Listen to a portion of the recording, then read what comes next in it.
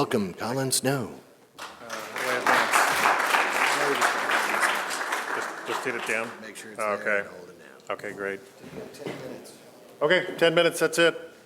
For those of you who took the survey, thank you very much. We did a study on the impact of the rules on small UAS businesses.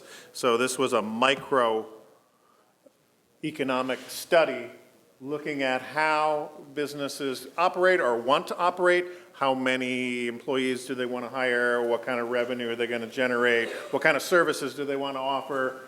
We had a really good subscription to the service. Thank you to sUSB. We got 297 qualified respondents. That's very good for a survey. 90% were from the US. 59% of them were involved in the drone business in some manner, either as an employee or as a principal in the company. And that's important too, right? So we're not just hitting a bunch of droners who are out there wannabes. Give me a second. Yep.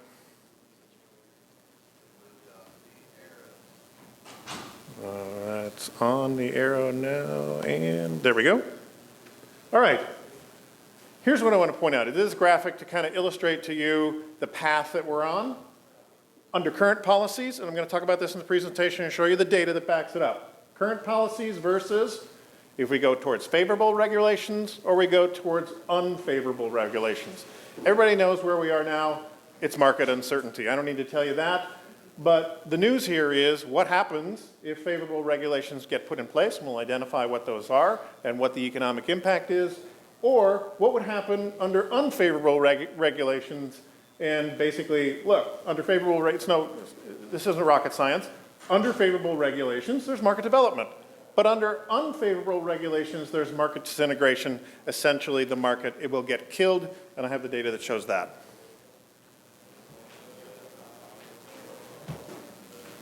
And there we go. All right, real quickly, there were 6 key insights in the study that came forward. I'm not going to go through all of them. The slide deck will be available for you. I'll read them to you. Basically, the understanding of current FAA regulations, really widely varied.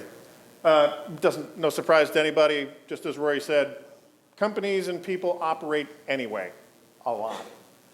Aerial photography and cinema are dominating service offerings. That's current and in the future. It's not ag, it's aerial photography and cinema. It's movie, it's TV, that's where the big money is. Fewer operators employ commercial liability insurance. We heard this earlier, right? You got to do it. Favorable rules will create economic growth and unfavorable rules will kill the market. So let's look at some data.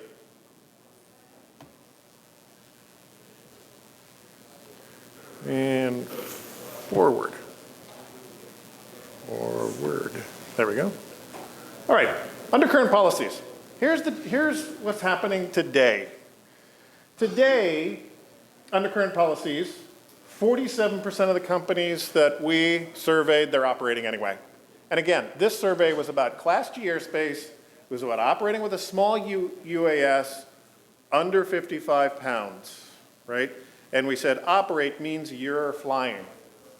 So 47% of the companies, and most have been doing it for more than 2 years. Does this surprise anybody? Okay, all right.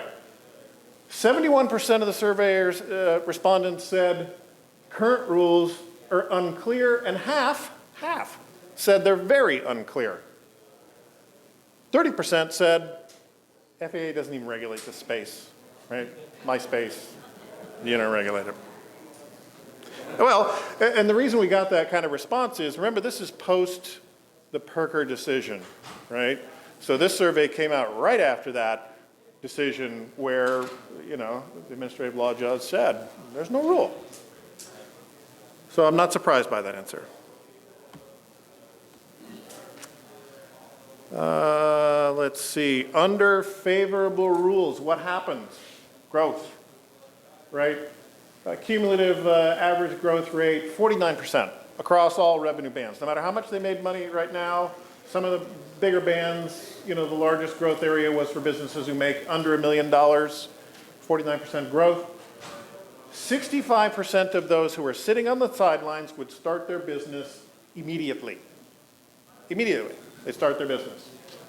42% would hire 2 or more employees, right?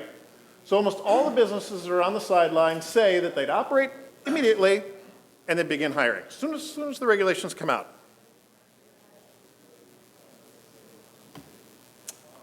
What's a favorable rule? Well, a favorable rule, the way we did this, we gave people 12 options and we said, here's all the list of possible rules that the FAA could put in place. You tell me, you get to pick from any of these which ones you want. So if more than 50% of the people said, oh, 2. Agreement to operational guidelines for self-regulation, a self-declared intent of the aircraft in general location and use. Anything after that's below 50%, and it's probably not a favorable rule. I asked the question in reverse. I said, what is an unfavorable rule? And you'll see that in a minute.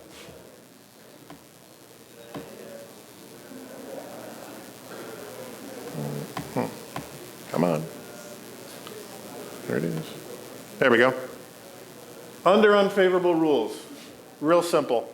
Tried to just graph it as simply as possible. I have lots of data to back this up.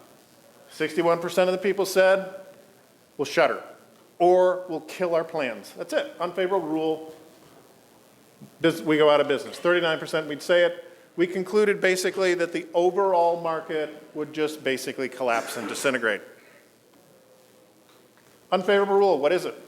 Well, it's all those above the line. Commercial pilot's license, private pilot's license, certificate of authorization or waiver, Part 2125 restricted category certificate, Class 2 medical certificate. Okay, some people said, well, private pilot ground school, okay, maybe. Maintenance records of my aircraft, okay. Aircraft specific operational proficiency test, okay. Serial number traceability. You know what's interesting? Is that only 12% said none. So most people want some kind of regulation. They think it's fair to have some kind of licensing, but not so that it's egregious that it cuts my business. Okay, I'm going to let you read these. These are on the slide share. I made 5 recommendations to the FAA, and I made 5 recommendations to those of you who are in business and are SAS operators or aircraft sales. I'm going to point out one. I think the one that matters is number 4. On February 6, 2007, there was a policy statement advisory pledge to create a different category of unmanned vehicles that defined the operator's visual line of sight and also slow enough to adequately mitigate the hazards of other aircraft on the ground. And I also like this other one. Sorry, I want to say this one. I looked this up. There's a thing called the Regulatory Flexibility Act that requires federal agencies, when they put rules in place, to balance the safety goals of the regulation with the needs and capabilities of small businesses and other small entities. Okay. Recommendations to you, those of you who are operators, besides to buy insurance, find your public voice. Please find your public voice. Voice your opinion. When the FAA notice of proposed rulemaking comes out and UAS is made public, don't assume that the AUVSA is looking out for your behalf. I've written about that. You can see it. I've blogged about it. I've talked about it. It should be pretty clear to you. Anyway, if you have any questions, you can talk to me afterwards. I'm happy to answer any questions. I've got these reports available. I put one out there for $95 so that it's in reach of small businesses. If you want more data, it's in the complete report. Thank you.